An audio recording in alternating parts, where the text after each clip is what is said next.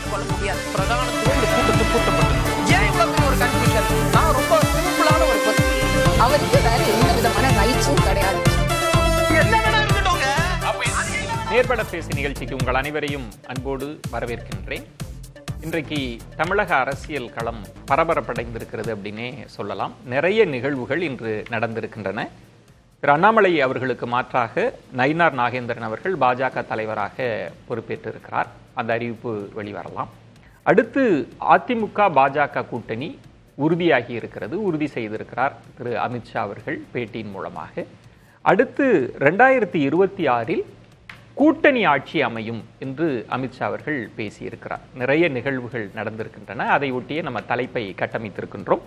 Amit Shah EPS வென்றது யார் வியூகம், இதுதான் தலைப்பு. நான் விருந்தினர்களை உங்களுக்கு அறிமுகம் செய்து விடுகிறேன். மூத்த பத்திரிகையாளர் திரு ஜென்ராம் அவர்கள் வணக்கம். திரு ஜென்ராம். வழக்கறிஞர் அக்னீஸ்வரன் அவர்கள் வணக்கம். பத்திரிகையாளர் திரு மணி அவர்கள் வணக்கம். திரு மணி. நம்மோடு ரமேஷ் சேதுராமன் அவர்களும் இணைந்திருக்கிறார், அரசியல் விமர்சகர். அவரையும் வரவேற்று விட்டே நம்ம இந்த வாதத்திற்குள் செல்லலாம். மணி, உங்களிடமிருந்தே தொடங்குறேன். இன்றைக்கு நிறைய நிகழ்வுகள் நீங்கள் பார்த்துருக்கலாம். அமித்ஷா அவர்களினுடைய வருகை, அண்ணாமலை அவர்கள் சந்திப்பு, அப்புறம் குருமூர்த்தி அவர்கள் அமித்ஷா சந்தித்தது, அப்புறம் ப்ரெஸ் மீட், கூட்டணி உறுதியானது, நிறைய நிகழ்வுகள் ஒரு நாளில் நடந்துருச்சு. இதை எப்படி எடுத்துக்கிறீங்க? இந்த ஒட்டுமொத்த நிகழ்வையும் எப்படி புரிஞ்சுக்கிறீங்க? ஒரு பழைய சேயிங் உண்டு, ஐ திங்க் மார்க்ஸ் நினைக்கிறேன், history repeats it self, first time as a farce, second time as a ட்ராஜடின்னுவாங்க. வரலாறு ஒவ்வொரு முறையும் திரும்ப நிகழும். முதன் முறையாக கேலி கூத்தாக இருக்கும், ரெண்டாவது முறை துன்பியல் நாடகமாக இருக்கும்வாங்க. இது 96, 2004, 2026 வச்சு கூட நம்ம பார்க்கலாம். முக்கியமான நிகழ்வு தான். ஆனால் இது தமிழ்நாட்டுக்கு நன்மை பயக்கக்கூடிய நிகழ்வான்னு கேட்டிங்கன்னா அதற்கு பதில் இல்லைன்னு தான் வரும். அதிமுக பிஜேபியோடு ஒரு ஆண்டுக்கு முன்பே போய் சேர்ந்து விடுவார்கள் என்பது இது ஒரு 3 மாதங்களுக்கு முன்பு நடந்திருந்தால் கூட அது வேறு. இப்பயே அவங்க செய்கிறாங்கன்றது தெளிவானது ஒரு செயல் திட்டத்துடன் தான் பிஜேபி காய்களை நகர்த்துகிறதுன்னு தெரியுது. முக்கியமானது பாயிண்ட் அவங்க என்டிஏ கவர்மெண்ட்னு பேச ஆரம்பிச்சிருக்காங்க. எடப்பாடி தலைமையிலான என்டிஏ கவர்மெண்ட் அப்படின்னா முதன் முறையாக இது கூட்டணி அரசை நோக்கி தமிழகத்தை அவர்கள் நகர்த்துகிறார்கள். கூட்டணி அரசுனா அது பிஜேபி கவர்மெண்ட். ஆகவே இது அதிமுக கூட்டணி, என்டிஏ கூட்டணி என்று சொல்வதை விட இனிமேல் நாம் தெளிவாக பிஜேபி கூட்டணி என்றே சொல்லலாம். அப்படிதான் சொல்லணும். நான் அப்படிதான் பார்க்குறேன். இது தெளிவாக பிஜேபியோட கூட்டணி. They are calling the shots. அப்படிதான் எனக்கு தெரியுது. அவர் தெளிவாக தன்னுடைய செயல் திட்டத்தை அமித்ஷா அவர்கள் வரையறுக்கிறார். ஊழல் பட்டியலை வாசிக்கிறார். டாஸ்மாக் ஊழல், மணல் கொள்ளை, 100 நாள் வேலை திட்டம், ஜாப் ஸ்கேம், இதெல்லாம் சொல்லிட்டு தெளிவாக அவர் பேசும்பொழுது முதலமைச்சர் மு.க. ஸ்டாலின், உதயநிதி ஸ்டாலின் 2 பேரையும் நேம் பண்ணுறாரு. அவர்கள் இதற்கான பலனை அனுபவிப்பார்கள்னு அவர் சொல்கிறார். அதாவது ஸ்டாலினை சொல்கிறத தாண்டி உதயநிதி ஸ்டாலினையும் அவர் அமித்ஷாவோட ஸ்பீச்சில் நீங்கள் பார்த்தீங்கன்னா சொல்லுவது என்பது இட்ஸ் குவைட் இன்ட்ரெஸ்டிங். அவங்க எப்படி இந்த விஷயங்களை அணுக போகிறாங்கன்றதை புரிஞ்சுது. அதன் பிறகு ரொம்ப முக்கியமானதாக பார்ப்பது காமன் மினிமம் ப்ரோக்ராம்னு அமித்ஷா பேசுகிறார். காமன் மினிமம் ப்ரோக்ராம் 99-2004 அன்றைக்கு திமுக கலைஞர் பிஜேபி கவர்மெண்ட்டில் இருக்கும்போது பெரிய அளவில் அவர் திமுக இடம் பெறுவதற்கு அவர் வைத்த வாதம், டிஃபென்ஸ். மாநிலத்தில் எப்படி ஒரு காமன் மினிமம் ப்ரோக்ராம் இருக்குன்றது எனக்கு தெரியல. அது ஒரு ஃபேஸ் சேவர் மாதிரி, ஒரு அதிமுக இப்பொழுதைக்கு அது ஒரு ஃபேஸ் சேவர் மாதிரி அவங்க ஆஃபர் பண்ணுறாங்க. அதிமுகவை பாஜக விழுங்க தொடங்கி இருக்கிறது என்பது மட்டும் உண்மை. சிறிய மீன்களை பெரிய மீன்கள் விழுங்குவதை தாண்டி பெரிய மீன்களை திமிங்கலங்கள் விழுங்க ஆரம்பித்திருக்கின்றன. சிவசேனால பால் தாக்கரேக்கு பிறகு என்ன நடந்ததோ அது இன்றைக்கு ஜெயலலிதாவுக்கு பிறகு அதிமுகவுக்கு நடக்க ஆரம்பித்திருக்கிறது. அதிமுகவை பாஜக விழுங்க தொடங்கி இருக்கிறது என்றுதான் நான் பார்க்கிறேன். அதிமுக பலம் கிடைச்சிருக்கு அப்படின்னு பார்க்கலையா? ஒரு அலைன்ஸ் கிடைச்சிருக்கு ஒன்று. இன்னொன்று, அண்ணாமலை மாற்றப்பட்டிருக்கிறார் அப்படின்னா அது இபிஎஸ்க்கு கிடைத்த வெற்றி இல்லையா? அது ரொம்ப சின்ன இஷ்யூங்க. இது அண்ணாமலை மாற்றப்பட்டதை பற்றி பேசுறதே இன்னைக்கு பொருத்தமற்றது நான் நினைக்கிறேன். ஐம் சாரி, தப்பா நினைக்கக்கூடாது. ஏன்னா அதை விட பெரிய நிகழ்வு நடந்திருக்குது. இன்னைக்கு அதிமுக பாஜக கூட்டணி முறையாக அறிவிக்கப்பட்டிருக்கிறது. அதில் கூட பார்த்தீங்கன்னா எந்த அளவுக்கு அமித்ஷா டாமினேட் பண்ணுறாரு, பிஜேபி டாமினேட் பண்ணுதுன்னா பக்கத்தில் இருக்கக்கூடிய ஒரு 2 கட்சிகள் கூட்டணியை ஒப்பந்தம் போடுகிறார்கள், அனௌன்ஸ் பண்ணுறாங்கன்னா 2 பேருமே ப்ரெஸ் அட்ரஸ் பண்ணுவாங்க. அமித்ஷா மட்டும்தான் பேசுறாரு, ஒரு வழி பாதை அது. பக்கத்தில் எடப்பாடியார் பேசவே இல்லை, அமைதியாக உட்காந்துருக்காரு. அவரும் இல்லை கன்ஃபார்ம் பண்ணணும். அஃப்கோர்ஸ் அவர் கன்ஃபார்ம் பண்ணார். அதுக்கு பிறகு அவருக்கு ஒன்றும் அதில் மாற்று கருத்து இல்லை. கையை தூக்கி காமிச்சாங்க எல்லாரும். முடிச்சுட்டு நடந்துக்கிட்டே வரும்போது பைட் கொடுக்குறாரு, அதெல்லாம் ஃபைன். பட் முறையான அந்த அறிவிப்புன்றதுல அந்த ப்ராசஸில் எடப்பாடியார் பக்கத்தில் அமர்ந்திருக்கிறாரே ஒழிய அவர் பேசவில்லை. ஸோ இதெல்லாம் சைன் ஆஃப் திங்ஸ். யார் டாமினேட் பண்ண போகிறாங்க, இது தமிழ்நாடு என்ன மாதிரியான கதி கால ஆக போகுதுன்றதெல்லாம் பார்த்தீங்கன்னா வந்து கூட்டணி ஆட்சி அப்படின்றத இதுவரைக்கும் அதிமுக திமுக ஒத்துக்கொண்டதே இல்லை. ஒரு பெரிய முடிவு எடுக்கப்படுது கூட்டணி ஆட்சின்னு. இப்போ கூட்டணியை விட்டு வெளியில வந்தபோது இபிஎஸ் சொன்னது இது என் முடிவு மட்டும் இல்லை, பொதுக்குழு செயற்குழு அப்படிலாம் சேர்ந்து எடுத்த முடிவுன்னு. அப்போ இந்த கூட்டணி ஆட்சின்ற முடிவை இபிஎஸ் ஏத்திருப்பாரா, இல்ல அவரோட எண்ணம், இல்ல இதெல்லாம் டெல்லியில பேசப்பட்டிருக்குமா, எப்படி புரிஞ்சுக்கிறது? அது வந்து சாய்ஸ் கிடையாது ஏடிஎம்கேக்கு. நீங்கள் பெரிய பெரிய வார்த்தைகளை போடுகிறீர்கள். ஆக்சுவலாக பிஜேபி உறவு எங்களுக்கு வேண்டாம் என்பது பொதுக்குழு எடுத்த முடிவுன்னு தான் எடப்பாடி இவ்வளவு நாள் டிஃபெண்ட் பண்ணிட்டு இருந்தார். உங்களுக்கு தெரியும், பிஜேபி உறவு மறுபடியும் மலர்கிறதா என்று கேட்ட பொழுது இது பொதுக்குழு எடுத்த முடிவுன்னு. இன்னைக்கு பொதுக்குழு செயற்குழு எதுவுமே கூட்டாம அவங்க முடிவு எடுத்திருக்காங்க. இன்றைக்கு நாள் முழுவதும் இந்த பிரஸ் கான்ஃபரன்ஸ் வந்து பாத்தீங்கன்னா கிட்டத்தட்ட 6 மணி நேரம் தள்ளி போச்சு. அது என்ன காரணம்? ஹார்ட் பார்கெனிங் நடந்திருக்குது, தெளிவா தெரியுது உங்களுக்கு வந்து. ஏன்னா இந்த மாதிரியான சமயங்களில் நான் எவ்வளோ என்னோட அனுபவத்தில் பார்த்துருக்கேன். பிரஸ் கான்ஃபரன்சஸ் வந்து குரூஷியல் டைம்ல வந்து டிலே ஆக ஆக ஒரு தரப்பு முரண்டு பிடிக்கிறார்கள், அவங்களை காம்ப்ரமைஸ் பண்ண முடியலன்னு அர்த்தம். ஃபைனலாக காம்ப்ரமைஸ் பண்ணிட்டாங்க. அதுலயே ஒரு கூடுதலுக்காக பின்னாடி வந்து முதல்ல என்டிஏ பிரஸ் மீட்னாங்க, அது என்ன காரணம்? அதெல்லாம் வந்து அந்த பேச்சுவார்த்தையில் நடந்த பிரச்சனைகள். நான் அறிந்தவரையில் போன் ஆஃப் கன்டென்ஷன் வாங்க, அது பிரச்சனைக்குரிய விஷயமாக இருந்தது. பிஜேபியுடன் அலையன்ஸ் போறதுல எடப்பாடியாருக்கு ஒன்றும் பெரிய சங்கடங்களோ வருத்தங்களோ கிடையாது. பிரச்சனை வந்து பிரிந்தவர்களை மீண்டும் உள்ள சேர்ப்பது, ரெண்டாவது அண்ணாமலையை மாற்றுவது. இந்த 2 கோரிக்கையும் அக்செப்டட். ஏன்னா இன்னைக்கு பிரஸ் கான்ஃபரன்ஸ்ல வந்து ஓபிஎஸ், டிடிவி, சசிகலா அவர்களை பற்றி பேசும்பொழுது இங்கிலீஷ்ல கேள்வி கேட்கும்போது வழக்கமா உடனடியாக பதில் சொல்லாத அமித்ஷா அவர்கள் அந்த கேள்விக்கு மட்டும் நம்ம ஷபீர் அஹமத் தான் கேட்டார். அந்த கேள்வி கேட்கும்பொழுது அவர் சொல்றார், எடுத்தடுப்பிலேயே, அதாவது ரொம்ப லைட்னிங் ஸ்பீடில் அமித்ஷா அவர்களிடமிருந்து பதில் வந்தது. அது அவங்க கட்சியோட உள்விவகாரம், யாருடைய கட்சி உள்விவகாரத்திலும் நாங்கள் தலையிட மாட்டோம்னு. ஸோ மொத்தமாக ஓபிஎஸ், டிடிவி, சசிகலா, குறிப்பாக ஓபிஎஸ் அவர்களை பிஜேபி கை கழுவி விட்டது என்பதும் உண்மை. அப்படி புரிஞ்சுக்கணுமா? அப்படிதான் நம்ம அதை புரிஞ்சுக்கணும். வேற என்ன புரிஞ்சுக்கணும்? எல்லாத்தையுமே அவங்க தெளிவா இன்னைக்கு தெளிவுபடுத்திட்டாங்க. இதுக்கு மேலேயும் ஆம்பிகிட்டியோட நம்ம வழவழா குழகுலான்னு பேசுறது நம்மை நாமே ஏமாற்றிக் கொள்வது. முழுவதுமாக அதிமுகவை பிஜேபி விழுங்க தொடங்கி விட்டது. இவங்க சரண்டர் ஆயிட்டாங்க. இவங்களுக்கு சாய்ஸ் கிடையாது விஜயன், அதையும் நம்ம புரிஞ்சுக்கணும். இவங்க நிறைய பிரச்சனைகள்ல மாட்டிருக்காங்க. இபிஎஸோட வியூகம் வென்றதான்ற கேள்வி எல்லாம் அர்த்தமற்றது. அப்படி எல்லாம் பேசுறதே வேணா தொலைக்காட்சி விவாதங்களுக்கான தலைப்புகளுக்காக இருக்கலாமே ஒழிய ஆங்கிலத்தில் அப்சல்யூட் நான்சென்ஸ். என்ன பெரிய டெவலப்மெண்ட் வந்திருக்குதுங்க. அவங்க 1.5 வருஷத்துக்கு மேலே அலைன்ஸ் விட்டு போனவர், கடைசி வரைக்கும் நாங்கள் பிஜேபியோட போக மாட்டேன்னு எஸ்டிபிஐ கான்ஃபரன்ஸில் அவர் என்ன பேசினார்னு தெரியும். இன்னைக்கு எலெக்ஷனுக்கு முன்னால, இந்த run up to the election 1 year முன்னாலே அவங்க சேர்றாங்க. தெளிவாக அஜெண்டாவை ஃபிக்ஸ் பண்ணுறாரு எடப்பாடியார். இவர் அமித்ஷா அஜெண்டா ஃபிக்ஸ் பண்ணுறாரு. எடப்பாடியார் தலைமையில் தான் அலைன்ஸ்னு சொல்கிறாரே ஒழிய எடப்பாடியாரை பேசக்கூட இந்த பிரஸ் கான்ஃபரன்ஸில் அவங்க அனுமதிக்கல. அப்போ அதிமுக என்ன மரியாதை இந்த கூட்டணியில் இருக்க போகுது? இன்னொரு கேள்வி, அது நமக்கு சரியா விழலை. அதுல அவர் சொல்றார், இபிஎஸ் தலைமையில நாங்க சந்திக்கிறோம், ஆனா சிலதை ஜெயிச்ச பிறகு அதெல்லாம் பிறகு முடிவெடுப்போன்ற. அது வந்து புரியாம ஒரு கேள்வி. அவர் திரும்ப எடப்பாடியாருக்கு நேதೃತ್வமேன்றார். எடப்பாடியோட தலைமையில தான் கூட்டணி, நாங்க அலையன்ஸ் இருக்குது, எலெக்ஷனை சந்திக்க போறோம். என்டிஏ கவர்மெண்ட் தான் அவர் சொல்றாரு. யாருக்கு எவ்வளவு மந்திரி சபை கொடுப்பீங்கன்னு கேட்டது அது வந்து ஆஃப்டர் எலெக்ஷன். வெரி கிளியர், எந்த ஆம்பிகுட்டிக்கும் எந்த குழப்பத்துக்கும் இடம் இல்லை. தெளிவா சொல்லியிருக்காரு. எடப்பாடியார் தலைமையில் தான் என்டிஏ கூட்டணி இங்க தேர்தலை சந்திக்க போகிறது. காமன் மினிமம் ப்ரோக்ராம் அதையும் அவங்க சொல்றாங்க. அப்ப அலையன்ஸை பட்டியலிடும் போது உதயநிதி நேமா அவர் மென்ஷன் பண்றாரு. நீங்கள் புரிந்து கொள்ளலாம் என்னெல்லாம் ஒரு வருஷத்துல நடக்க வாய்ப்பு இருக்கு. அக்னீஸ்வரன், உங்கள் பார்வை என்ன? இதுல பலருக்குமே ஒரு குழப்பம்ன்றது வந்து, திரு இபிஎஸ் அவர்கள் வந்து டெல்லிக்கு போன போது கூட்டணி பற்றிலாம் நான் பேசலை, அதுக்காகவே வரலைங்க, நான் கட்சி ஆஃபீஸை பார்க்க வந்தேன் அப்படின்னது. அப்புறம் அமித்ஷா அவர்களை சந்திச்சுட்டு வெளியில் வந்து என்ன சொன்னாங்கன்னா, நான் தமிழ்நாட்டு கோரிக்கையை தான் நான் கொடுத்தேன், நான் எதுவுமே பேசலை அப்படின்னு. அப்புறம் கேபி முனுசாமி அவர்கள் அமித்ஷாவோட தனிப்பட்ட கருத்துங்க அப்படின்னு. ஆனால் அவசரமாக கூட்டணி உறுதி செய்யப்பட்டிருக்கிறதுன்றது ஒன்று. திரு மணி அவர்கள் சொல்றது கூட்டணி ஆட்சின்றது ஒரு பெரிய ஸ்டாண்ட். செல்லூர் ராஜு அவர்கள்லாம் அதுக்கெல்லாம் வாய்ப்பே இல்லை அப்படின்லாம் சொல்லிட்டு இருக்கிறப்ப இது எப்படி முடிவாச்சு? இதை எப்படி புரிஞ்சுக்கிறீங்க நீங்க? இல்லை ஏதாவது இபிஎஸ் அவர்களுக்கு ஏதாவது கணக்கு இருக்குமா? எப்படி புரிஞ்சுக்கிறீங்க?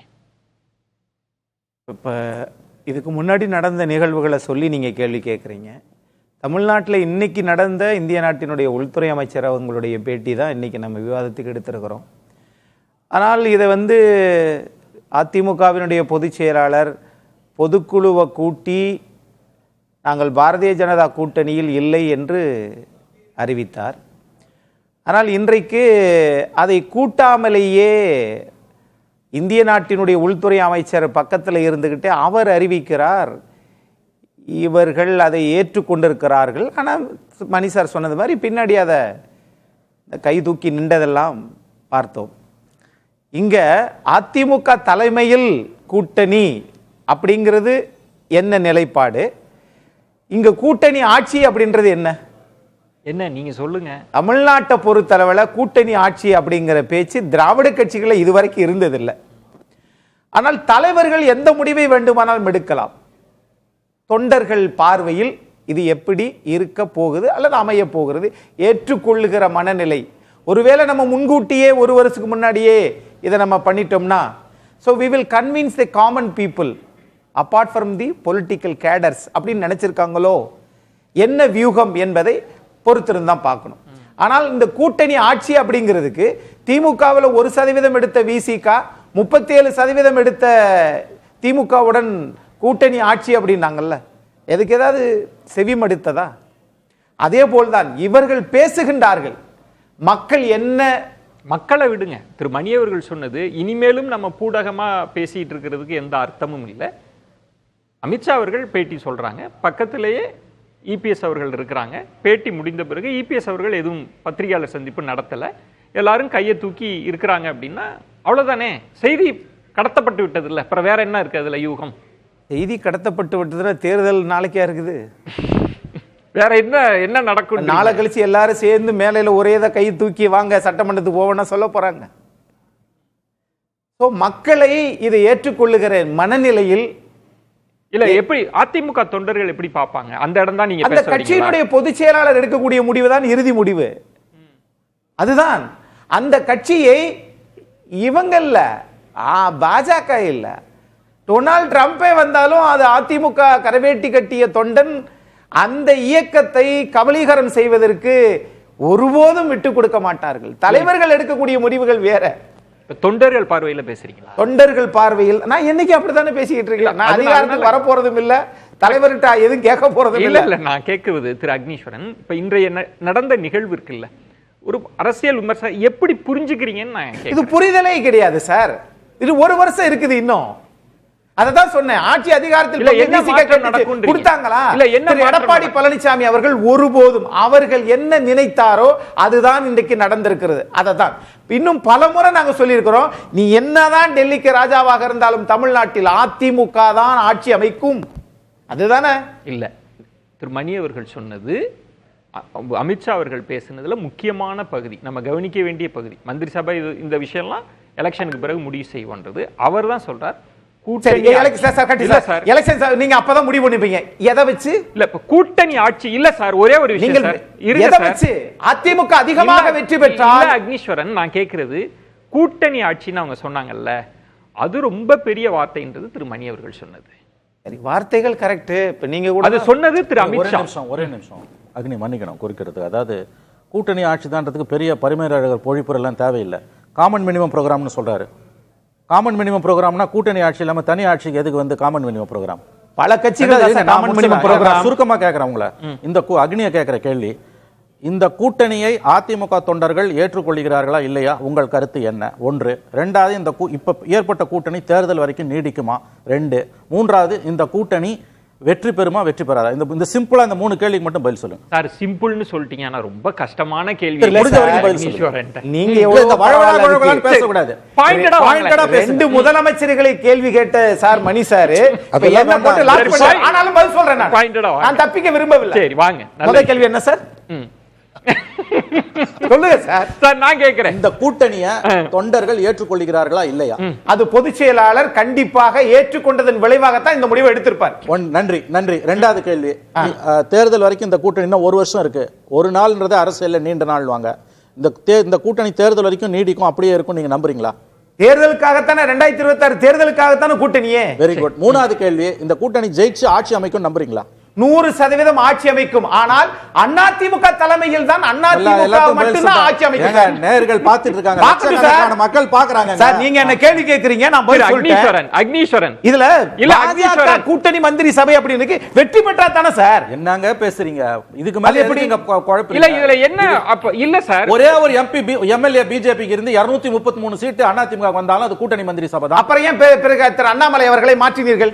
அதெல்லாம் செய்வாங்க. ஏன் அப்படி?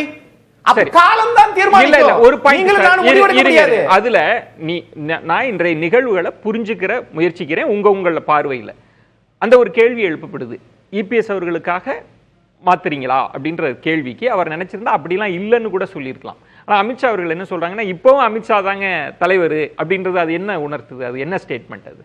அதாவது அண்ணாமலை அவர்கள் பத்தி பேசுறப்ப அண்ணாமலை அவர்கள் தான் இப்பவும் தலைவர் அப்படின்னு சொல்றது எதை உணர்த்துது? நீங்கள் எல்லாவற்றையும் அப்படியே சுத்தி விட முடியாது. வேண்டான்றீங்க. யாரும் கிருஷ்ண பரமாத்மாக மாற வேண்டாம். தமிழ்நாடு தேர்தல் இன்னும் 1 வருஷம் இருக்குது. நீங்க அதுக்கும் பதில் சொல்லிக்கிறீங்க. அவர்தான் தலைவர்னு திரு நயினார் நாகேந்திரன் சொல்லிக்கிறீங்க. இங்க காமன் மினிமம் புரோகிராம்ன்றீங்க. அது குறைந்தபட்ச செயல் திட்டம். ஒரே ஒரு கட்சியோட தான் நீங்க கூட்டணி வைக்க போறீங்க. பல கட்சிகள் ஆரம்பிச்சு மத்திய அரசாங்கத்தை அமைச்சிருந்தா பரவாயில்லை கேக்குறது. அக்னீஸ்வரன், இப்ப இந்த ஓராண்டு இருக்குன்னு நீங்க சொல்றதுனால நான் கேக்குறேன், இந்த ஓராண்டிற்குள் அதிமுக தொண்டர்கள் கூட்டணி ஆட்சின்ற அந்த மனநிலைக்கு தயார் ஆயிடுவாங்க அப்படின்னு சொல்ல வரீங்களா? கட்சியினுடைய வியூகத்தை பொறுத்து, ஏற்றுக்கொள்ளும் மனநிலையை பொறுத்து. இந்த கூட்டணி ஆட்சின்ற வியூகத்தை வகுத்தது அதிமுகவா பாஜகவா? அது எனக்கு தெரியல. எல்லா கேள்விக்கும் பதில் சொன்னேன், இதுக்கு நான் பதில் சொல்ல மாட்டேன். எனக்கு தெரியல. நான் ரொம்ப பொறுத்திருந்தா பார்ப்போம். ஜனம், இந்த நிகழ்வுகள் எல்லாம் எப்படி புரிஞ்சுக்கிறது? ஏன்னா ஒவ்வொரு நிகழ்வு இருக்கு, நமக்கு ஒவ்வொரு முறை செய்தி. இப்போ அமித்ஷா அவர்கள் வராங்க, குருமூர்த்தி அவர்கள் இல்லத்துக்கு போறாங்க, அங்க பெரிய டிஸ்கஷன் நடக்குதுன்னு. இங்க செய்தியாளர் சந்திப்பு மாற்றப்பட்டு கொண்டே இருக்கு. என்டிஏன்றாங்க, பிஜேபின்றாங்க. அப்புறம் திடீர்னு இபிஎஸ் அவர்கள் வராங்கன்னா இதெல்லாம் ஏற்கனவே திட்டமிடப்பட்டிருந்ததா இல்லது இன்னைக்கு மாறின மாற்றம்னு புரிஞ்சுக்கிறதா? எப்படி புரிஞ்சுக்கிறது? தற்செயலாக நடப்பது போல் தோற்றமளிக்கக்கூடிய திட்டமிட்ட நிகழ்வுகளாகத்தான் அது இருக்க முடியும். அரசியலில் நடக்கக்கூடிய விஷயங்கள் எல்லாமே திட்டமிட்டு நடக்கக்கூடிய விஷயங்கள் தான். அது தற்செயலாக நடப்பது போல் அது நடக்குமாக இருக்கலாம், ஆனால் அது தற்செயல்கள் அல்ல அப்படின்னு நான் நினைக்கிறேன். அது போக நான் நண்பர் மணி விட்ட இடத்துல இருந்து நான் தொடங்கணும்னு நினைக்கிறேன். தமிழ்நாடு இனி என்ன கதிக்கு ஆளாகுமோ தெரியல அப்படின்னு சொன்னார். 2021 அப்படி ஒரு நிலை இருந்த போது பாரதிய ஜனதா கட்சியினுடைய கட்டுப்பாட்டில் இருந்தும் அதுக்கு அடங்கி போகின்ற அதிமுகவிடம் இருந்தும் தமிழ்நாட்டு மக்கள் தமிழ்நாட்டு அரசியல் களத்தை காப்பாற்றினார்கள். இன்றைக்கு அப்படி காப்பாற்றப்பட்ட ஒரு களத்தை இப்போ அதிமுக மீண்டும் பாஜகவிடம் கொண்டு சமர்ப்பிக்கிறதுக்கான ஒரு வேலையை செய்திருக்கிறாங்க அப்படின்னு தான் நான் நினைக்கிறேன். அக்னீஸ்வரன் நண்பர் அக்னீஸ்வரன் இந்த 2023 அதிமுக பொதுச் செயலாளர் சொல்லிட்டு வந்த ஒரு திரைக்கதை வசனத்தை ரொம்ப ஆழமாக நம்பிட்டதுனால இன்றைக்கு நடந்த விஷயங்களை அவரால் ஏற்க முடியல அப்படிங்கிறத என்னால் புரிந்து கொள்ள முடியுது. ஆனால் என்ன செய்யறது, அப்படிதான் இது நடக்கும். இல்லை, அவங்களுக்கு ஒரு கூட்டணி தேவையில்லை. இப்போ இன்னும் ஒன்று பாருங்க, இப்போ மணி அவர்கள் சொன்னதிலே இப்போ ஓபிஎஸ் அவர்கள், டிடிவி தினகரன் அவர்கள், சசிகலா அவர்களோ அவங்க யாருமே இப்போ பிஜேபி அவங்க ஆதரிச்சவங்க தான். அண்ணாமலை அவர்கள் சொன்னாங்க இவங்கெல்லாம் நாங்கள் விடவே மாட்டோம்னு. இன்னைக்கு அவங்களுக்கான இடம் என்னன்ற ஒரு கேள்வி. உட்கட்சிக்குள்ள நாங்க வரமாட்டோம் அப்படின்னா இபிஎஸும் சில டேர்ம்ஸ் போட்டு கண்டிஷன் போட்டு தான் இதுக்குள்ள வந்திருக்காருன்னு புரிஞ்சுக்கலாம். இன்றைக்கு நடந்த நிகழ்வுகள் எல்லாம் பாருங்க, ஓபிஎஸ்ஓ தினகரன் கூட்டணிக்குள்ள சேர்த்துக்க போறாங்க. யாரும் அதிமுக எதிர்த்து பேசிருமா? எனக்கு நம்பிக்கையே இல்லை. அதிமுகவுக்கு சாய்ஸே கிடையாதுன்னு நான் நினைக்கிறேன். எந்த சாய்ஸுமே கிடையாது. இன்னைக்கு அவங்க என்டிஏ கூட்டணின்னு போட்டிருந்ததை மாத்தினாங்க, அது குழப்பமானு நீங்க குறிப்பிட்டீங்கல்ல. எடப்பாடி பழனிசாமி அமித்ஷா பக்கத்துல, உள்துறை அமைச்சர் அமித்ஷா பக்கத்துல உட்காரும் போது பேக்டிராப்ல என்ன இருந்தது? பிஜேபி கொடி இருந்துச்சு. பிஜேபி பிரஸ் மீட்ல அதிமுக பொதுச் செயலாளருக்கு என்ன வேலை?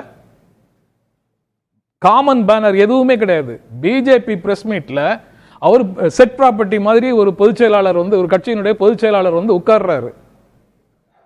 இதை விட அதிமுக சரண்டர் ஆயிடுச்சுங்கிறதுக்கு வேற என்ன சாட்சி வேணும்? நீங்க எடுத்துட்டாங்கன்னு சொன்ன பேனர் கடைசியில் கையை தூக்கிட்டு நிற்கும் போது பின்னாடி அதுதானே இருந்தது, என்டிஏங்கிற பேனர் தானே இருந்தது. அது அனௌன்ஸ் பண்ணதுக்கு அப்புறம் என்டிஏ போட்டாங்கன்னு சொல்லிக்கலாம். இவர் ஜெனரல் கவுன்சிலில் போய் இப்போ திரும்ப ரெசல்யூஷன் போட்டு பிஜேபி கூட்டணியை என்டாஸ் பண்ணி வாங்கிக்குவார். அது அவங்க கட்சி முடிவு, அது பிரச்சனை இல்லை. பட் இதன் மூலமாக, இன்றைக்கு நடந்ததன் மூலமாக, அந்த கூட்டணியை பகிரங்கமாக உறுதி செய்ததன் மூலமாக அதிமுக தமிழ்நாட்டுக்கு என்ன செய்திருக்கிறது அப்படிங்கிறது தான் முக்கியம். இப்போ நான் ஒரு கேள்வி, இப்போ இபிஎஸ் அவர்கள் பார்வையில் இருக்கிறப்ப ஒரு மெகா அணியை கட்டுவதற்கான தொடக்க புள்ளி திரு அண்ணாமலை அவர்கள் மாற்றப்பட்டிருக்கிறார். உட்கட்சி பிரச்சனையில நாங்க உள்ளுக்கு வரமாட்டோம், உங்க தலைமையில தான் நாங்க 4 விஷயம். இபிஎஸ்க்கு வெற்றி இல்லையா? இபிஎஸ்க்கு வெற்றி இல்ல, அதிமுக பாஜக தலைவர் மாற்றப்பட்டிருக்கிறார்னு சொல்றீங்கல்ல, அதுக்கு அமித்ஷா பதில் சொல்லிட்டாரு. இன்றைக்கு தேதியில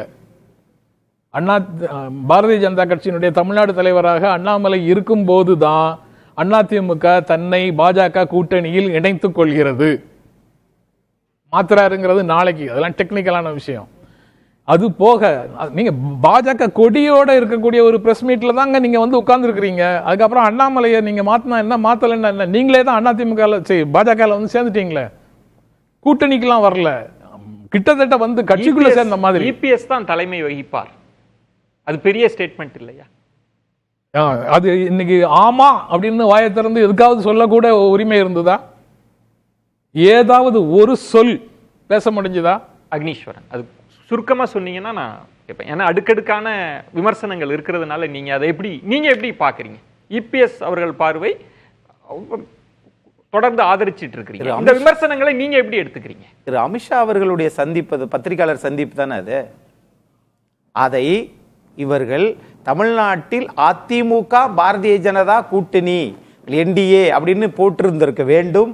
அதை வந்து இது பண்ணிட்டாங்க. பத்திரிகையாளர் சரியா அதை சொல்றாரு. இருந்தாலும் அதிமுக தலைமையில் தான் கூட்டணி அப்படின்னா அதுக்கு என்ன பொருள்னு கேட்கிறேன்.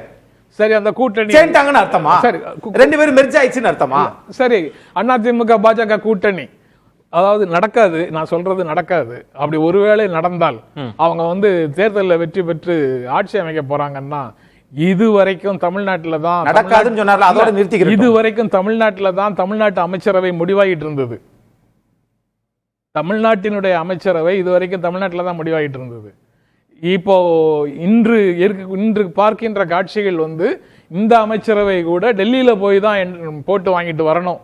அதுதான் நடக்க போற நிலைமை இனிமேல். அப்படி நடந்தால் அது நடக்காது. அது 2021 மக்கள் எப்படி அவர்களிடமிருந்து தமிழ்நாட்டை காப்பாற்றினார்களோ அதே போல 2026 காப்பாற்றுவார்கள்.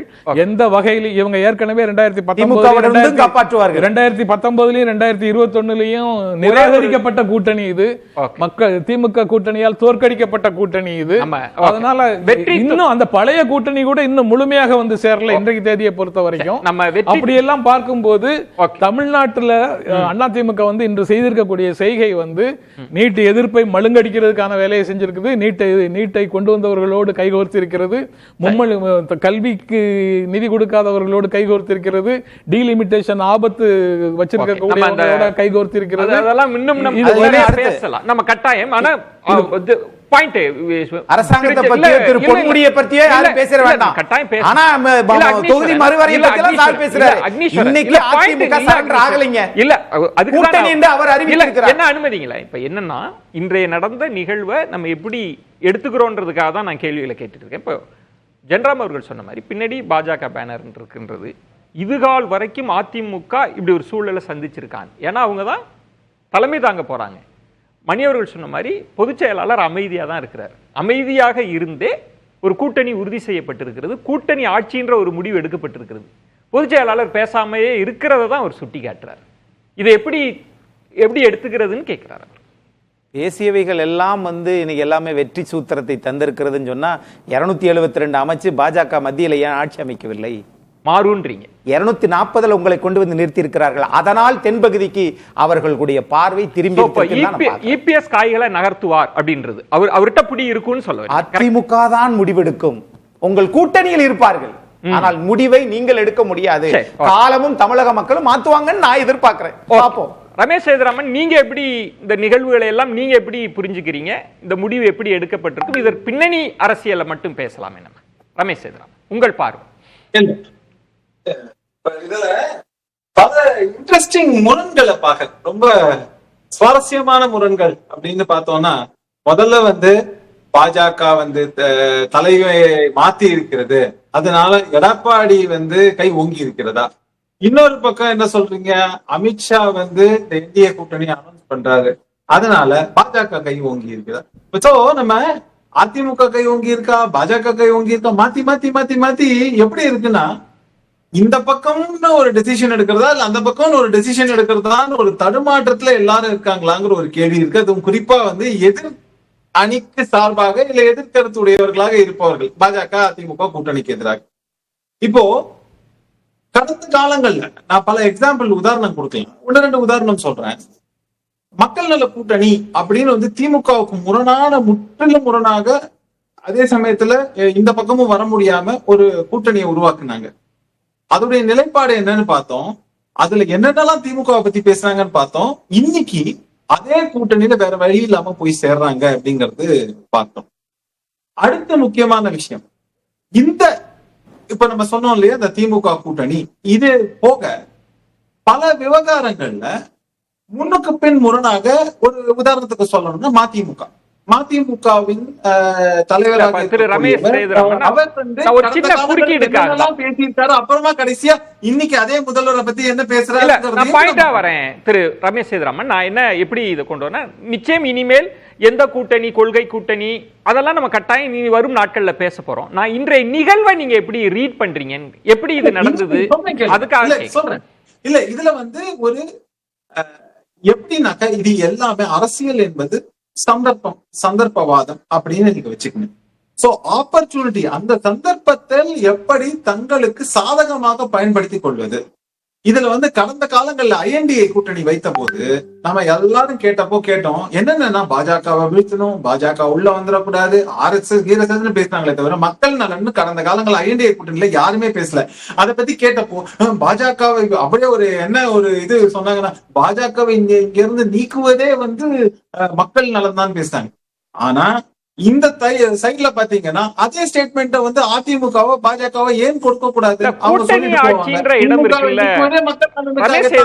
சொல்லிட்டு போயிடுவாங்க. ஒரு பாயிண்ட் ரமேஷ் சேதுராமன், நீங்க சொல்வது வந்து முரணான கட்சிகள் ஒன்று சேர்வதெல்லாம் ரொம்ப இயல்பானது, தேர்தலுக்கான ஒரு இதா அக்ரிமெண்ட் மாதிரி இருக்கிறாங்க. நான் அதற்குள்ள வரல. அதிமுக பாஜக இது இந்த கூட்டணி எப்படி உருவானதுன்றதுல இருந்து தான் அந்த கேள்வி இருக்கு. இதுல யார் வியூகம் வெற்றி பெற்றது அப்படின்றத இன்னும் கூட யாருடைய பேர வலிமை ஜெயிச்சிருக்கு, இதுதான் முக்கியமான கேள்வி.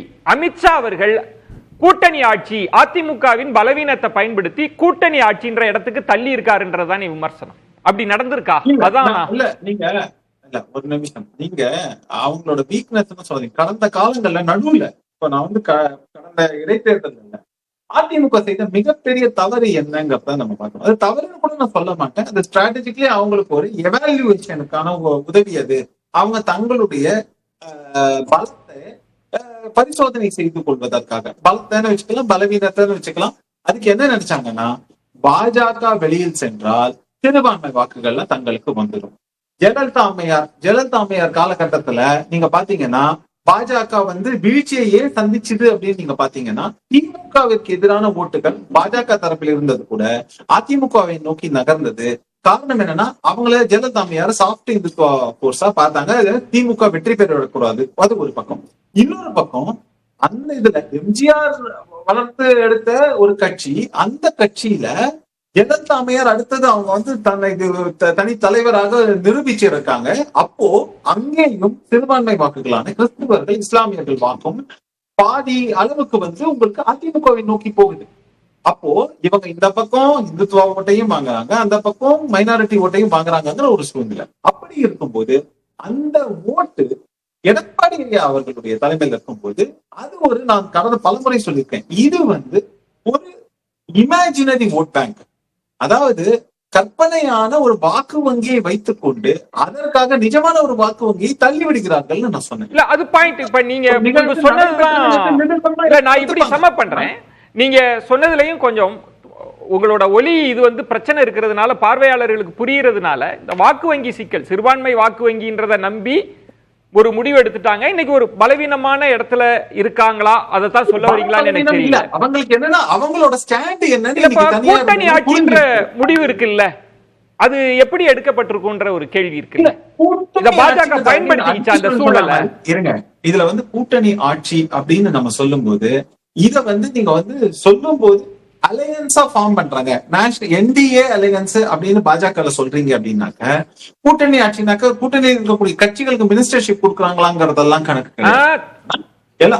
ரமேஷ் சேதுராமன், அமித்ஷா அவர்களோட வார்த்தைகளை நம்ம ரொம்ப கவனம். பீகார்ல என்ன பேசுறாரு அதுதான் சொல்றேன், ரொம்ப கவனம். கூட்டணி ஆட்சி அப்படி எடுத்துக்க வேணாம், அது தெளிவாக சொல்றேன். அதனாலதான் மணி அவர்கள் சொன்னாங்க. ரமேஷ் சேதுராமன் பாயிண்ட், நான் ஒரு விளக்கத்துக்காக, அதனாலதான் மணி அவர்கள் தொடக்கத்துல இனிமேலும் நம்ம பூடகமா எல்லாம் பேச வேண்டாம்னு. ஏன் சார், அமைச்சரவை பற்றி நம்ம தேர்தலுக்கு பிறகு பேசலாம்னா அது வெறும் கூட்டணின்னு எப்படி சொல்றீங்க? கூட்டணி மந்திரி சபை சார் அது. அதுதான் சொல்றேன், கூட்டணி ஆட்சி அப்படிங்கிறது வேற, கூட்டணியில வந்து பங்கு, ஆட்சியில் பங்குங்கிறது வேற. ரெண்டுத்துக்கும் நீங்க தெளிவான ஆட்சியில் பங்குனாலே மந்திரி சபை தானே, ஆட்சியில் பங்குதான். வரட்டும், இருங்க வேற. கூட்டணி ஆட்சி, நான் திரும்பவும் சொல்லக்கூடியது, கூட்டணியாக இங்க வந்து வரப்போகுது. அடுத்தது என்னன்னா அந்த ஆட்சியாக எப்படி அமைய போகிறதுங்கிறதெல்லாம் இனிமே பார்ப்போம். முதல்ல வந்து போக்கஸ் என்னன்னா, இவர்களுடைய போக்கஸ். நீங்க உங்களுக்கே ஒரு தயக்கம் இருக்கோ, கூட்டணி ஆட்சின்றது ஒரு பெரிய ஸ்டேட்மெண்ட் நீங்க நினைக்கிறீங்களோ? நீங்க வித்தியாசமான பதில கொடுக்குறீங்க, அமித்ஷா கொடுத்த பதில கொடுக்கல. அப்ப உங்களுக்கும் தயக்கம் இருக்கு, கூட்டணி ஆட்சின்றது பெரிய வார்த்தைன்னு நினைக்கிறீங்க. இல்ல இல்ல இல்ல, அதுதான் சொல்றேன். நம்ம we are discussing it. அக்னிஸ்வரன் சொன்னதுல ஒரு வகையில நான் வந்து இது பண்ணுவேன், ஆனா அவரோட அர்த்தத்துல சொல்ல. It is too early to discuss, அவ்வளவுதான் நான் சொல்லுவேன். பட் அமித்ஷா அவர்கள் ரொம்ப ரொம்ப சீக்கிரம், ஆனா அவர் சொல்றதோட அர்த்தம் வேற, நான் சொல்றதோட அர்த்தம் வேற. புரியுது. ஆனா நான் சொல்லக்கூடிய ஆனா என்னன்னா ரொம்ப சீக்கிரம் அந்த ஒரு சப்ஜெக்ட வந்து தொட்டு அதுல ஆழமா போறோம்ன்றது என்னுடைய பார்வை. உங்க ஆடியோல ஒரு சின்ன டிஸ்டர்பன்ஸ் இருக்கு, முடிஞ்ச பிறகு நான் மீண்டும் வரேன் ரமேஷ் சேதுராமன், சரி பண்ணிட்டு. மணி இந்த இடத்துல கூட்டணி ஆட்சின்னு சொல்றாங்க. அக்னீஸ்வரன், ரமேஷ் சேதுராமன் ரொம்ப முன்னாடியே அதை ரொம்ப பெருசுபடுத்தாதீங்கன்னு. ஆனா அமித்ஷா அவர்கள் இந்த கூட்டணியை விரைவாக உறுதிப்படுத்தி கூட்டணி ஆட்சின்னு இங்க மட்டும் சொல்ல, கோயம்புத்தூர் கூட்டத்திலையும் சொன்னது, அவர் ட்வீட்லையும் சொல்றாரு. அப்படின்னா அவங்க ஒண்ணுக்கு தயாராயிட்டாங்கன்னு புரியுறதா, இல்ல ஒரு வருஷத்துல காட்சிகள் மாறலாம், வியூகங்கள் மாறலாம்னு புரிஞ்சுக்க? காட்சிகளும் மாறாது, வியூகங்களும் மாறாது, தெளிவா இருக்குது. கூட்டணி ஆட்சி தான். அவர் அங்க ட்வீட் போட்டது எடப்பாடி பார்த்த உடனே 40 நிமிஷத்துல என்டிஏ கவர்மெண்ட்னு சொன்னதும், இன்னைக்கு வந்து என்டிஏ அலையன்ஸ்னு சொன்னோம். என்டிஏ அலையன்ஸ்ல ஏடிஎம்கே கவர்மெண்ட் ஃபார்ம் பண்ணுமா தனியா? காமன் மினிமம் ப்ரோக்ராம்னா என்ன அர்த்தம்? மறுபடியும் நான் சொல்கிறேன், எதுக்கு இதுக்கு மேற்கொண்டு அக்னியும் ரமேஷ் சேதுராமனும் யாரை ஏமாற்றிக்கிறாங்க? அவங்களே ஏமாற்றிக்கிறாங்களா இல்லை நம்மளை ஏமாத்துறாங்களா? ஓப்பனாக பேசுங்க சார். இதுக்கு மேலே அமித்ஷா தெளிவாக பேசியிருக்கார் சார். காமன் மினிமம் ப்ரோக்ராம்னா என்ன சார் அர்த்தம்? அதுக்கு பதில் சொல்லுங்கள் சார். திரு அக்னீஸ்வரன், கூட்டணி தொடர்பாக இபிஎஸ்ட ஒவ்வொரு முறை கேள்வி கேட்கிற போதும் அவர் சொல்வது 6 மாதம் கழித்து பார்த்துக்கலாம், அப்புறம் அடுத்த செய்தியாளர் சந்திப்பில் தேர்தல் நெருங்கி வரட்டுங்க, அப்போ அதை பற்றி பேசிக்கலாம் அப்படின்னு சொல்லிட்டே இருந்தார். ஆனால் விரைவாக உறுதி செய்வதற்கான காரணம்னு நீங்க எப்படி புரிஞ்சுக்கிறீங்க? இதற்குள்ளே என்ன கணக்கு இருக்குன்னு நினைக்கிறீங்க? இல்லை, ஒரு கணக்கு இல்லை சார். கொஞ்சம் 2 பேருமே அவசரப்பட்டுட்டாங்களோ அப்படின்னு நான் பார்க்குறேன். ஏன்னா நம்ம பேசிய வந்த காலத்திற்கும் பேசின இடத்துக்கும் உடனே மணி சார் சொல்றாரு, பரிமாற உலகம் வேணாம்பா, நீ நேரம் பாயிண்ட் வாப்பா அப்படிங்கிறாரு.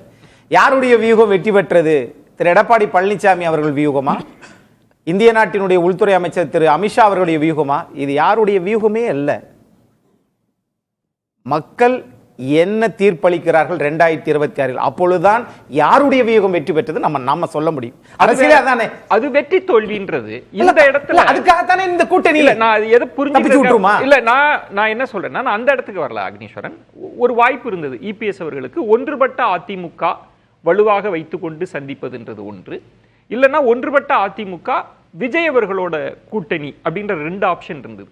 அதை விடுத்து பாஜக அப்படின்னா அதுக்குள்ள ஏதாவது கணக்கு இருக்கணும்ல. பாஜக தேவைன்ற இடத்துக்கு நகர்ந்ததன் பின்னணியை தான் நான் தெரிஞ்சுக்க. பிற தேவைகளுக்காகவெல்லாம் வந்து திரு எடப்பாடி பழனிசாமி தேவைன்றது அவனோட நெசசிட்டியை புரிஞ்சுக்கிறதுக்காக கேட்கிறேன். இப்போ மணி சார் சொன்னார்ல, காமன் மினிமம் ப்ரோக்ராம்னா என்னன்னு சொல்லுங்கப்பான்னு கேட்டார்ல, குறைந்தபட்ச செயல் திட்டம். அந்த குறைந்தபட்ச செயல் திட்டம் வந்து பாஜகவும் அதிமுகவும் என்ன குறைந்தபட்ச செயல் திட்டம் போடுவாங்கன்னு நீங்க நினைக்கிறீங்க? இவங்களுடைய குறைந்தபட்ச செயல் திட்டம் என்பது மாநில உரிமை. எங்க இருமொழி கொள்கை, நீட்டு விளக்கு, அது மாதிரி வந்து தொகுதி மறுவரை எங்களுக்கு குறைக்க கூடாது. இப்ப அவங்களுடைய இது என்ன பண்ணுவாங்க? இதையெல்லாம் ஒத்துக்கொண்டால், மக்கள் அதை ஏற்றுக்கொண்டால், இதுதானே சார். இன்னும் கூட்டணிகள் பல வந்தால் சார். அதுல பாஜக இருந்த போது காமன் மினிமம் ப்ரோக்ராம் போட்டதுல இதெல்லாம் செய்யக்கூடாதுன்ற இடத்துக்கு அன்னைக்கு இருந்த பாஜக வேற சார். நீ அதெல்லாம் நினைச்சிடாதீங்க, அது விட்டுருங்க. இன்னைக்கு இருக்கிறது வேற. இந்த அவசர நிலையை சற்று தள்ளி போட்டிருக்கலாம். அதுதான் உங்க பார்வை. அப்படிதான் நான் பார்க்கிறேன். இவ்வளவு அவசரம் ஏன்னா நாம பேசிய பேச்சுக்கும் பத்திரிகையாளர்கள் சந்திப்பில் நாம எடுத்த நிலைப்பாட்டுக்கும் இன்னைக்கு இந்த நிலைக்கும் ஒப்பிட்டு பார்ப்பாங்கல்ல, படம் ஓடும்ல. கொஞ்சம் அவசரம்னு பாக்குறீங்க, அவசரப்பட்டுட்டாங்கன்றதுதான். ஆமா. திரு ஜென்ரம் சைதை துரைசாமி போன்றவர்கள்லாம் சொன்னது, ஏன் விஜய் வேண்டாம், ஏன் பாஜக வேணும் அப்படின்னா, இங்கு அதிகாரத்தில் திமுக இருக்கு, அவங்க எல்லா விஷயத்திலையும் எல்லாத்தையும் பயன்படுத்துவாங்க. அப்ப நமக்கு பாஜக மத்தியில் அதிகாரம் இருக்கிற போது இந்த அலைன்ஸ் தான் சரியா இருக்கும், ப்ரூவ் பண்ணாத விஜயோடெல்லாம் போயிட முடியாது. இன்னொன்று, பாஜக அதிமுக வந்தாலே அது வெற்றி கூட்டணி, அதுக்காகவே அதை வேண்டான்லாம் சொல்றாங்க. எங்களுக்கு தெரியும் எப்படி டீல் பண்றது அப்படின்னு சொல்றாரு. அது எங்களுக்கு தெரியும் எப்படி டீல் பண்ணணும்னு அப்படின்னு அரசியல்வாதிகள் யார் சொன்னாலும் நான் அதை ஏற்கிறேன். ஆனா அவங்க என்ன செய்யறாங்களோ அதை பற்றி நானோ மணியோ கருத்து சொல்றது எங்களுடைய. நீங்க ஓடவே தெரியாது, நீங்க திண்ணையில உட்காந்துட்டு நாங்க ஓடுற ஆட்களை எப்படி 100 மீட்டர்ஸ் டேஷ் ஜெயிக்க முடியும்னு எங்களுக்கு நீங்க ஆலோசனை சொல்றீங்களா, அறிவுரை சொல்றீங்களான்னு அவங்க கேட்டாங்கன்னா அது முழுக்க முழுக்க நியாயமானதுங்கிறதையும் ஏற்கிறேன். ஆனாலும் நாங்க வெளியில இருந்து இப்படிதான் சொல்லுவோம் அப்படின்னு நான் சொல்றேன். அதுல அவர் சொல்றாருல, அவர் அந்த காலத்திலேயே இருக்கிறாரு, எம்ஜிஆர் பீரியட்லயே இருக்கிறாரு. அப்போ அந்த 3 கட்சிகள் தான் மேஜர் கட்சிகளாக இருந்தது. காங்கிரஸ் திமுக அண்ணா திமுக யாரோட காங்கிரஸ் சேருதோ அவங்களுக்கு வெற்றி. காங்கிரஸ் தான் அங்கே ஆட்சியிலேயே இருந்தது. அதனால இங்க ஆட்சியில இல்லைன்னா காங்கிரஸோட இருக்கிறதன் மூலமாக பவரை பேலன்ஸ் பண்ண முடியும்னு முன்னாடி ஒரு ஃபார்முலாவை இந்த கட்சிகள் வைத்திருந்தன.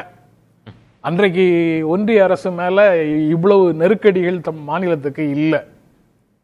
அங்க அதாவது ஸ்ட்ரக்சரலி இருந்தா கூட அது கழுத்தை நெரிக்கிற மாதிரியாக இருந்த ஒன்றிய அரசுகள் மாநிலங்களை நெருக்கல. ஆனா இப்போ எல்லா வகையிலையும் நெருக்கிக்கிட்டு இருக்கிற நேரத்துல அந்த நெருக்குதலுக்கு தங்களையும் ஒப்பு கொடுக்கிற வேலையை ஒரு முக்கியமான மாநில கட்சி செய்யுது அப்படிங்கிறது ரொம்ப ரொம்ப டேமேஜிங் எஃபெக்டை தமிழ்நாட்டுக்கு கொடுக்கும். அப்படிங்கிறதுனால அது கவலையோடு பார்க்கப்படுகிறது. நீங்க தமிழ்நாட்டு நலன் சார்ந்துன்னு உங்க அரசியல் பார்வையே தமிழ்நாட்டு நலன் சார்ந்து அப்படின்னு தான் நான் அதை அப்படிதான் யோசிச்சேன். ஆமா, நான் 2வது இடத்துல திமுகவுக்கு அடுத்தாப்புல அண்ணா திமுக இருக்கணும் அப்படின்னு தான் நினைக்கிறேன். ஆனா அண்ணா திமுக பாஜக கூட்டணின்னு அது போகும்போது அது அந்த மாதிரி ஒரு நிலை வரக்கூடாது அப்படிங்கிற பார்வை வருது.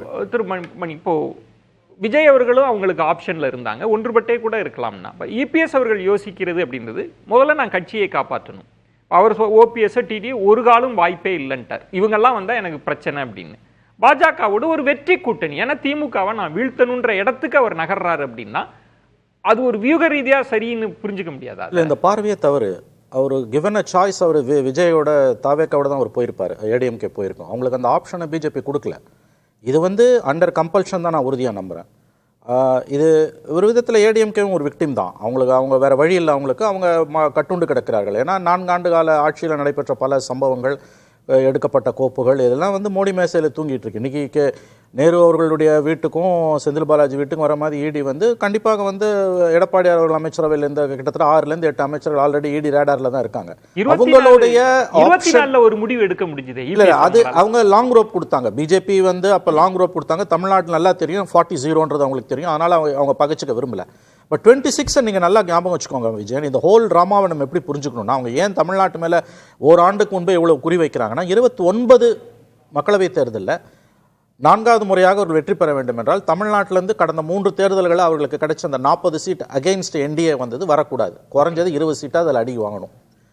அவங்க பார்வை திமுக கூட கிடையாது, அவங்க பார்வை காங்கிரஸ். பிஜேபியோட மெயின் எனிமி காங்கிரஸ் தான், திமுக கிடையாது. 3 தேர்தல்களில் மோடி திரும்ப ஜெயிக்கும் பொழுது தமிழ்நாட்டில் மட்டும்தான் அவங்க திரும்ப தோல்விகளை சந்திச்சாங்க. 29ல் 4வது முறையாக ஆட்சி அமையணும்னா அவங்க இப்பயே பிளான் பண்ணுறது காங்கிரஸை வீக்கெண்ட் பண்ணணும். காங்கிரஸை வீக்கெண்ட் பண்ணணும்னா திமுகவை வீக்கெண்ட் பண்ணணும். திமுக கவர்மெண்ட் இங்கே இருக்கக்கூடாது. 26ல் எப்படியா இந்த கவர்மெண்ட் அகற்றணும்னு பார்ப்பது. 29ல் காங்கிரஸ் அங்கே அல்லது என்டிஏவுக்கு எதிரான 40 சீட் கடந்த 3 தேர்தல்களில் வரக்கூடாது. அதற்காகத்தான் ஏடிஎம்கேவோட ஒரு அலையன்ஸை வைக்கிறாங்க. நான் இன்னொன்று முடிச்சிடுறேன். விஜயோட தான் given a choice அவர் ஏடிஎம்கே விஜயோட தான் போயிருப்பாங்க. அவங்களுக்கு சாய்ஸ் கிடையாது. இதுலயும் வின் வின் சிச்சுவேஷன் கிடையாதா? அதிமுகவுக்கும் பெனிஃபிட் தான், ஒரு பெனிஃபிட்டும் கிடையாது. லாங் டர்ம்ல உங்களுக்கு போகுது. அவங்க இபிஎஸ் சிஎம் இருப்பாரு. அது சிஎம் இருக்கலாம். என்ன அதிகாரம் இருக்கு? பால் தாக்கரேக்கு பிறகு சிவசேனாக்கு என்ன நடந்ததோ அது இன்னைக்கு அதிமுக நடக்க ஆரம்பித்திருக்கிறது. இதுக்கு மேலே நம்மளை ஏமாத்திக்க முடியாது. நிதிஷ்குமாருக்கு என்ன நடக்குது இன்னைக்கு அங்க? ஆகவே இவர்கள் ஆட்சியில கூட இருக்கலாம், முதலமைச்சராக கூட எடப்பாடி இருக்கலாம். அதிகாரம் பூரா அங்க இருக்கும். ரமேஷ் சேதுராமன் இது ஒரு நெருக்கடி கொடுத்து அதிமுகவை கொண்டு வந்துட்டாங்களா? அப்படி ஒரு பார்வை இருக்கா? இல்ல, அப்படி பார்க்கலங்க. இன்னைக்கு இந்த கூட்டணியை பொறுத்த வரைக்கும் 2 கட்சிகளுக்கும் ஒருவர் தேவை அப்படிங்கிற ஒரு நிலையை நோக்கி போயிருக்காங்கன்னு பார்க்கணும். நான் திரும்பவும் சொன்னதுதான், நீங்க தனிப்பட்ட முறையில இன்னைக்கு தேர்தலை சந்திக்க முடியும் அப்படிங்கிற ஒரு நிலைமை இருந்தா அது சிச்சுவேஷன் வேற. அந்த பல்ஸ் செக்க இந்த இடைத்தேர்தல்கள்ல அதிமுக செய்திருக்கிறது. அவங்க செஞ்சு பார்த்துட்டாங்க.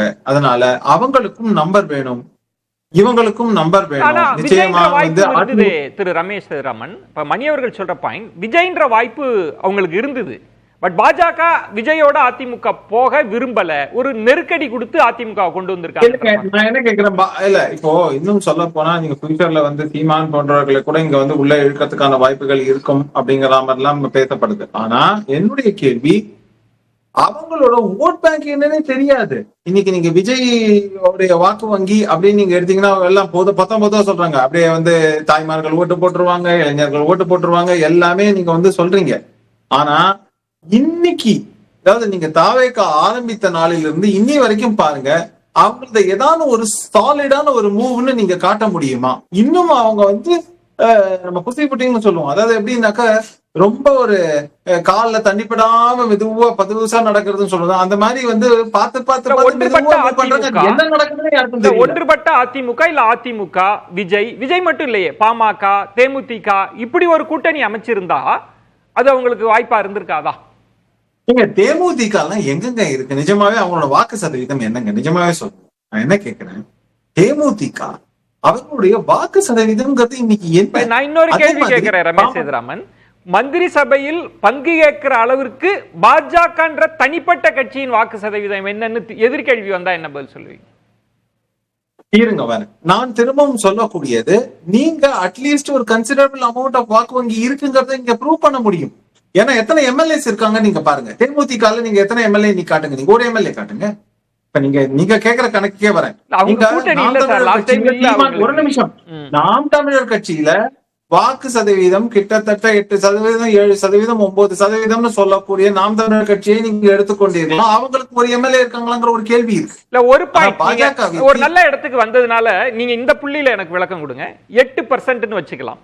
கிட்டத்தட்ட பாஜகவின் வாக்கு சதவீதத்தையும் நம்ம அப்படி கணக்குறப்ப 8%. ஒருவேளை நாம் தமிழரே அதிமுகவோட கூட்டணிக்கு வருதுன்னு வைங்க, கூட்டணி மந்திரி சபை கேட்டிருக்க முடியுமா நாம் தமிழரால? அதிமுக அதை ஆஃபர் பண்ணி இருக்குமா? இப்ப பாஜகவுக்கு மட்டும் பண்ணுதுன்னா அது யாரோட சாய்ஸ்ன்றதுதான் மூத்த பத்திரிகையாளர்கள் 2 பேரும் எழுப்பிய கேள்வி.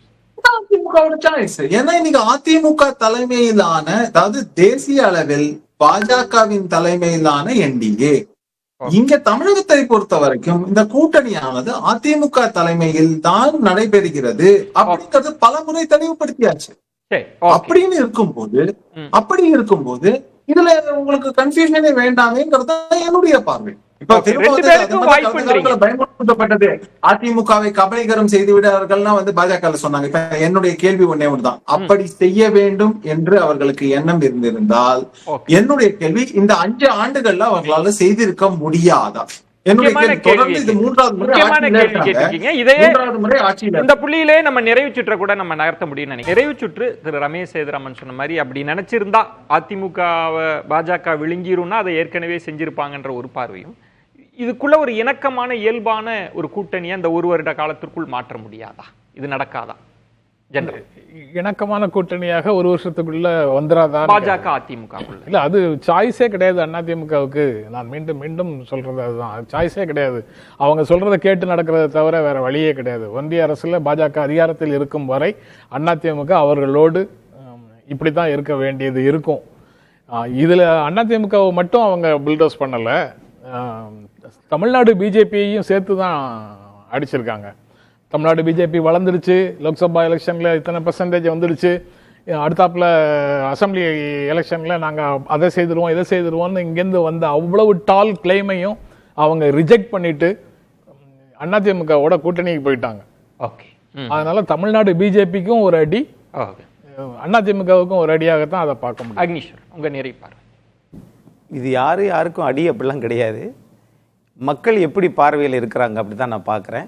உங்களுடைய செயல்பாடுகள் இந்த 1 வருஷத்துல மக்களுக்கு ஆக்கப்பூர்வமானதாகவும் உரிமையை பறிக்காததாக இருக்குமே, ஆனால் அது வந்து மக்கள் ஏற்றுக்கொள்வாங்க.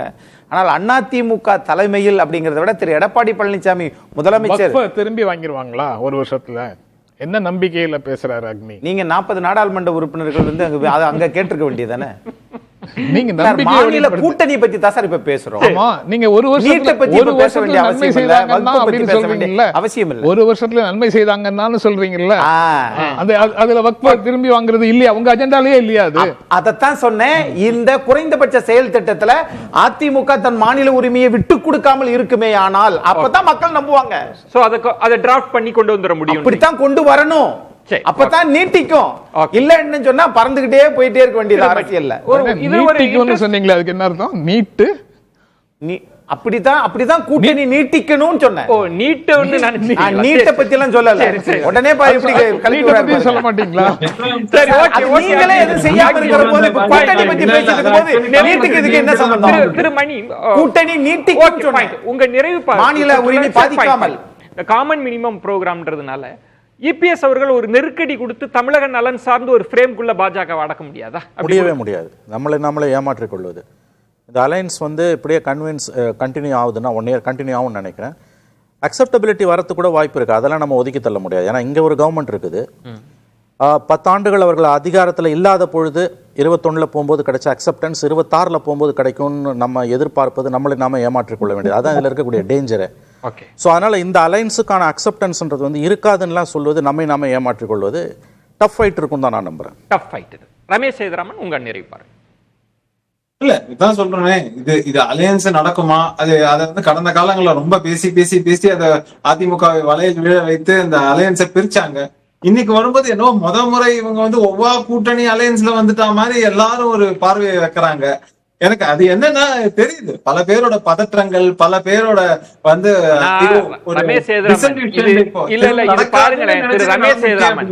ரமேஷ் சேதுராமன் அவங்க பிரிஞ்சதுக்கு இபிஎஸ் சொன்னது எங்க தொண்டர்கள் விரும்புறாங்க, பட்டாசு வெடிச்சு கொளுத்துறாங்க, பாருங்க எவ்வளவு உற்சாகமான்னு. நீங்க யாரோ விரும்புறாங்கன்னு கை காட்டுறீங்களே. திமுக வீட்டுக்கு அனுப்பணும்னு விரும்புறாங்க, அதனால இது பண்றாங்க, காமன் மினிமம் ப்ரோக்ராம்ல பண்றாங்க. அன்னைக்கு என்ன சொன்னாரு கலைஞர், கருணாநிதினு இவங்க எல்லாம் புகழாரம் சுற்றக்கூடிய நம்முடைய முன்னாள் முதல்வர் கிட்ட என்ன சொன்னாங்க? பாஜக கூட கூட்டணி கிடையாதுன்ற மாதிரி சொல்லிட்டு மதவாத சக்தின்னு சொன்னவங்க கடைசியில எங்க வந்து சேர்ந்தாங்க? காமன் மினிமம் ப்ரோக்ராம்ல வந்து சேர்ந்தாங்களா இல்லையா? அப்படியே இருக்கும்போது இந்த அலையன்ஸ் வந்து ஒரு ஒத்துக்கொள்ளக்கூடிய கூட்டணி தான். அது சக்சஸ்ஃபுல்லா அவங்க திரும்ப சேர்றாங்கும் போது அதுல என்ன பிரச்சனைன்னு எனக்கு புரியல. இதுலதான் சொன்னேன், இதுல வந்து அவங்களுக்குள்ள ஒரு சின்ன சுணக்கங்கள் இருந்தது. அதை வந்து பேசி தீர்த்திருக்காங்க. நான் இதை விட்டு கொடுக்குறேன், நீங்க அதை விட்டு கொடுங்கிற மாதிரி பல விஷயங்கள் பேசப்பட்டிருக்கிறது. இது ஒரு வின்-வின் சிச்சுவேஷன் தான், ஒரு இயல்பான ஒரு வின் சிச்சுவேஷன்ங்கிறது இல்லை. அதாவது அவங்களுக்கு இப்படி சொன்னா அதுக்கு பேர் பதட்டம்னு சொல்றாங்க. அது அவர் சொல்றாரு, ரமேஷ் சேதுராமன் சொல்றாரு, அவருடைய உரிமை அவர் சொல்றாரு. என்ன பதட்டம்? அந்த கூட்டணி ஒரு ஸ்கிரிப்ட் தான். ஒரு டேர்ம் தனியாக நின்று பார்த்தாங்க. திமுக கூட்டணியில இருந்து கட்சிகள் வரல, மைனாரிட்டி ஓட்டும் வரல. அதனால ஸ்கிரிப்டை இப்ப மாத்திட்டு திரும்பவும் ஒன்னா சேர்ந்துட்டாங்க, அவ்வளவுதான். இது ஏற்கனவே மக்களால நிராகரிக்கப்பட்ட கூட்டணி. 2026 இப்போ ஆட்சியில செய்த திட்டங்களும் மக்களுக்கு போய் சேர்ந்து இருக்குது. அதனால நண்பர் மணி சொன்ன அந்த விஷயத்துல நான் மாறுபடுறேன். 2026 உறுதியாக திமுக கூட்டணி தோற்கடிக்கும். பொறுத்திருந்து பார்க்கலாம். விருந்தினர்களுக்கு என்னுடைய நெஞ்சம் நிறைந்த நன்றிகளை தெரிவித்துக் கொள்கிறேன். மற்றொரு தலைப்பில் சந்திக்கிறேன். நன்றி, வணக்கம். அது வந்து கண்டிப்பா ஏற்றுக்கொள்ள முடியாது. பிரதான கூட்டப்பட்டது. ஏன் இவ்வளவு ஒரு கன்ஃபியூஷன்? நான் ரொம்ப சிம்பிளான ஒரு அவருக்கு வேற எந்த விதமான ரைட்ஸும் கிடையாது.